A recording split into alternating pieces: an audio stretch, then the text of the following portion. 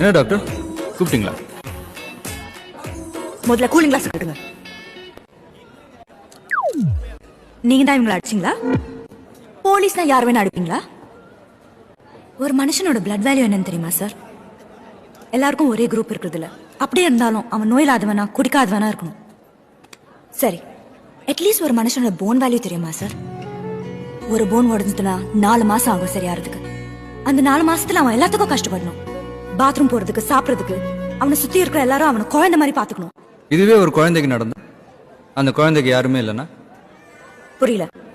6 வயசு இருக்கும் ஒரு பையன், அவன் காலை உடைச்சி ரோட்ல பிச்சை எடுக்க வச்சிருக்கான். இவன் 9 வயசுல ஒரு பொன் குழந்தை, அவ கண்ணுல ஈயத்தை காய்ச்சி ஊத்தி கண்ணு தெரியாம பண்ணிட்டான் அவன்.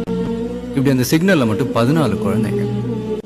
ஓவரால் சிட்டில ஒரு 70 குழந்தைங்க இவனுங்க கண்ட்ரோல்ல ரோட்ல பிச்சை எடுத்துட்டு இருக்காங்க. குழந்தைங்களை பார்த்தோம்னா அடிச்சேன். தப்புன்னெலாம் தோணல, சாரி எல்லாம் கேட்க முடியாது.